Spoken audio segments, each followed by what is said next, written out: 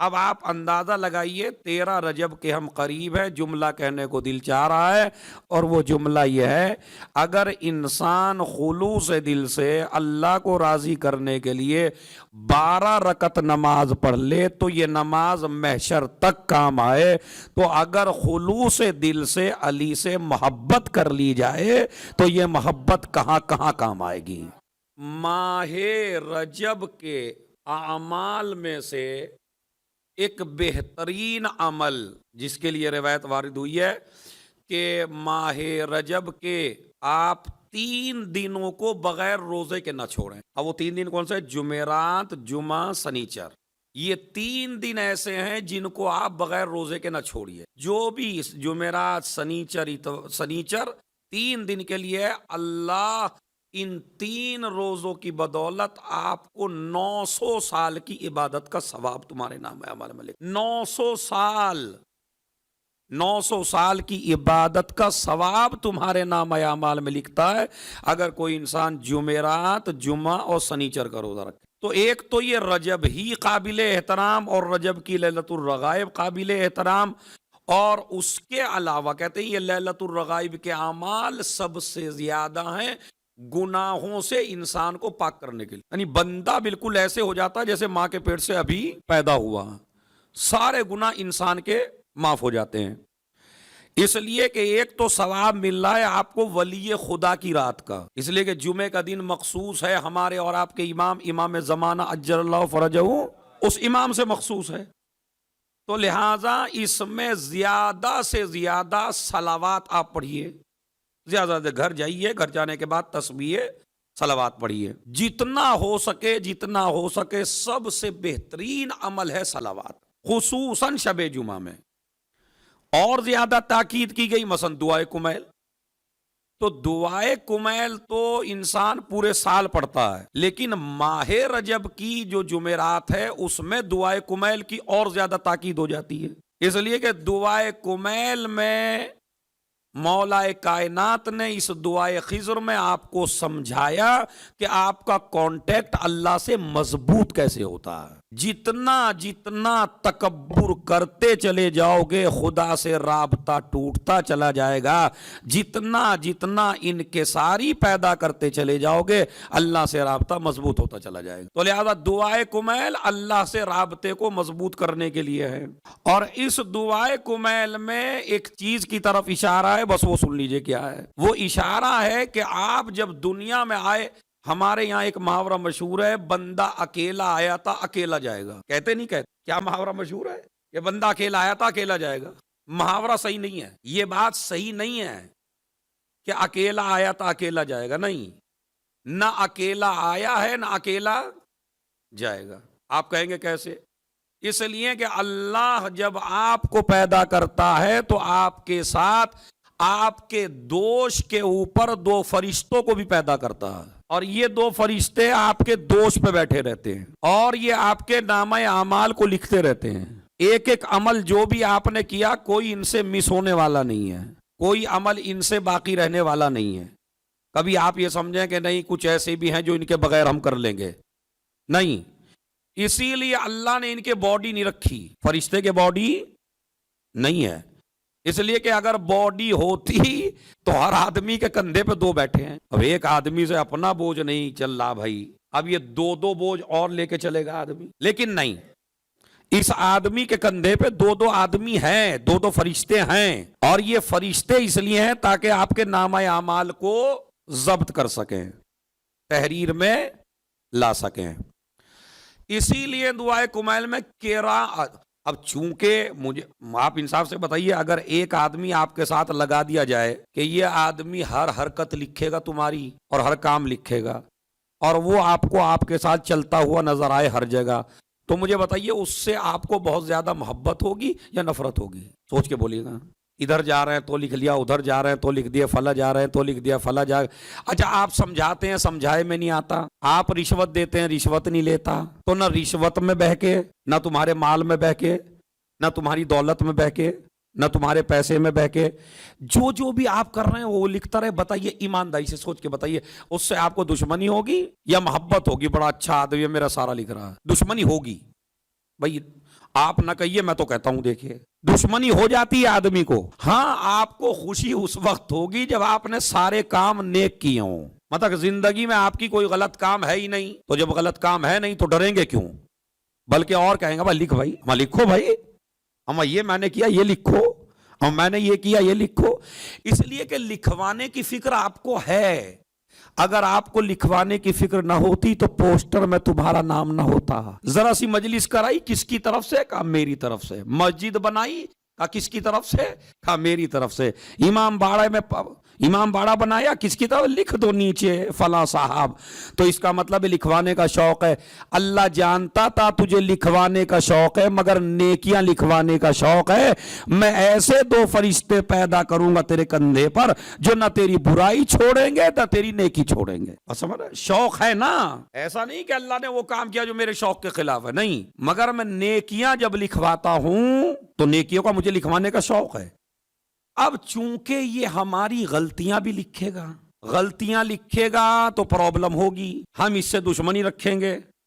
مولائے کائنات نے دعائے کمیل میں وہ فقرہ استعمال کر دیا کہ جس سے آپ کی ہدایت ہو سکے. آپ کیا بولتے ہیں؟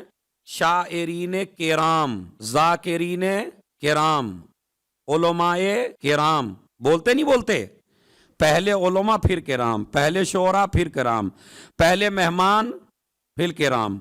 لیکن آپ دیکھیے مولا نے کیا کیا دعائے کمیل میں؟ کرامن کاتبین. کاتبین کرام نہیں، کیا ہے ذرا زور سے بولیے؟ یہی ہے یا دوسرا ہے؟ یا کاتبین کرام ہے؟ کرامن کاتبین ہے. نقطہ کیا ہے؟ ہمارے یہاں شعراء کرام، فضلاء کرام، ادباء کرام، مومنین کرام، سارے کرام کرام ہیں. لیکن کیا ہے اس میں؟ نہیں. مولا علی نے جو لفظ استعمال کیا دعائے خضر میں، جو دعائے خضر میں لفظ ہے وہ کرامن کاتبین ہے. کیا یا مطلب کیا؟ یہ لکھنے والے بعد میں ہیں، مکرم پہلے ہیں.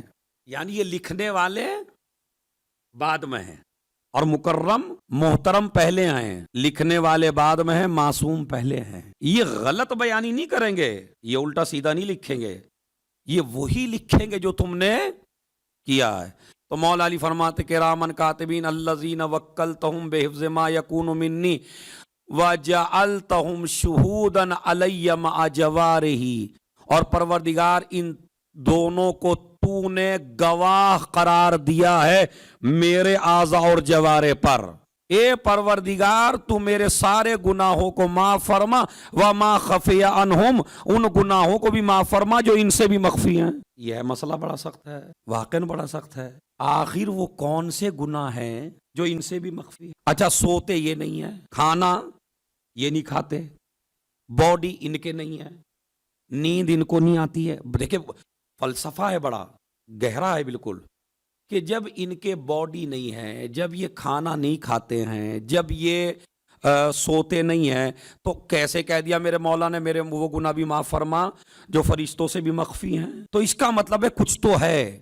بعزیزو اسی لیے ہم نے کسی ایسے لوگوں کا دامن نہیں پکڑا ہے کہ جن کو نالج نہ ہو، ہم نے ان کو پکڑا ہے اگر رات کے سناٹے میں تلوار بھی چلاتے ہیں تو نسلیں دیکھ کے چلاتے ہیں. ہم نے ایسے اماموں کو مانا. تو جیسے جیسے آپ کی مجمع بڑھے گا ویسے ویسے میری بھی آواز بڑھے گی.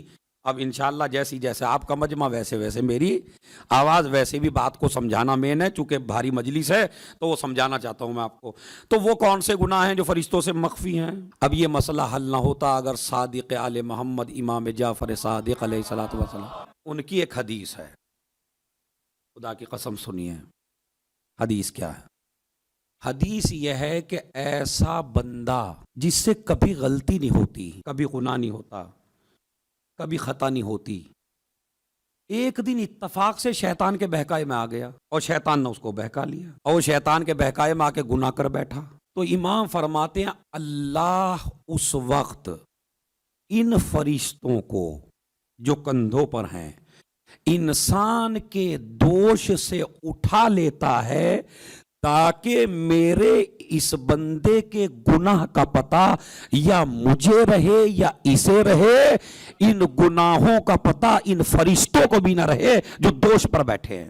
لیکن ہر نہیں، وہ جو نیک ہو، وہ جو مومن ہو، وہ جو متقی ہے پرہیزگار ہے کبھی نہیں گناہ کرتا، آج بہکائے میں آ گیا۔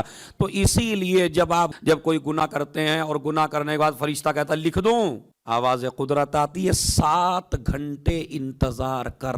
پروردگار 7 گھنٹے کیا انتظار کروں؟ کہا نہیں، ابھی نہیں لکھنا، ابھی میرے بندے نے گناہ کیا ہی تو ہے، 7 گھنٹے نہ لکھنا، ہو سکتا ہے میرا بندہ اس 7 گھنٹے میں اس گناہ کو ختم کر دے، یہ کہہ کے استغفر اللہ ربی۔ یہ استغفار اسی لیے 100 مرتبہ استغفار روز پڑھیے ماہ رجب میں، استغفر اللہ و اسألہ التوبہ، استغفر اللہ و اسألہ التوبہ، استغفر اللہ و اسألہ التوبہ، ضرور پڑھیے استغفار۔ تو میرے بندے کا گناہ ابھی نہ لکھنا، کیا پتہ میرا بندہ استغفار کر لے۔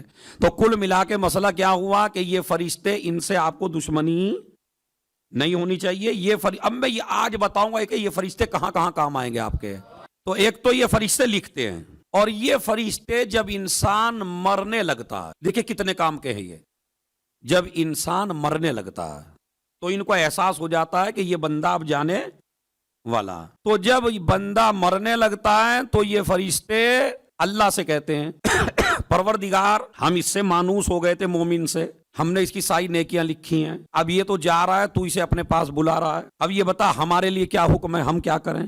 بھائی جب آپ جائیں گے تو اکیلے جائیں گے، یہ فرشتے تو اٹھا لیے جائیں گے، چونکہ ان کا کام ختم ہو گیا۔ جیسے ہی آپ کی روح نکلی ان فرشتوں کا کام ختم ہو گیا۔ جب فرشتوں کا کام ختم ہوا تو یہ دونوں فرشتے اللہ سے پوچھتے ہیں پروردگار یہ تو بتا ہمارا کام تو ختم ہو گیا، لیکن یہ بتا اب ہم کریں کیا؟ تو نے تو اسے اپنے پاس بلا لیا۔ سنیے گا مجلس خدا کی قسم، آواز قدرت آتی ہے کہ جاؤ اس مومن کی قبر پہ بیٹھ جاؤ۔ ارے توجہ چاہتا ہوں، جاؤ اس مومن کی قبر پہ بیٹھ جاؤ، کیا کریں؟ کہ اس کے لیے استغفار کرو قیامت تک۔ اب دیکھا کتنے قیمتی ہیں یہ دونوں۔ اس کے ماں چھوڑ کے آ جاتی ہے قبر میں، باپ چھوڑ کے آ جاتا ہے بچوں کو، بچے باپ کو چھوڑاتے ہیں، رشتہ دار چھوڑاتے ہیں، خاندان والے چھوڑاتے ہیں، اسی طرح دنیا چھوڑاتی ہے، سب کوئی چھوڑ کے آ گئے نا کفن دے کے، قبر ویران پڑی ہے۔ لیکن اللہ کیا کہتا ہے دونوں فرشتوں سے، تم کہیں نہیں جانا، اس کی قبر پہ بیٹھو، اس کے لیے استغفار کرو۔ اب سمجھے، مومن اگر علی والا ہے، مرنے والا اگر علی والا ہے تو اللہ ان دونوں فرشتوں کو اس کی قبر پہ بٹھا دیتا ہے، تاکہ اگر اولاد بھی ایصال ثواب نہ کرے تو مومن بندے کے نامہ اعمال میں ثواب ایصال ہوتا رہے۔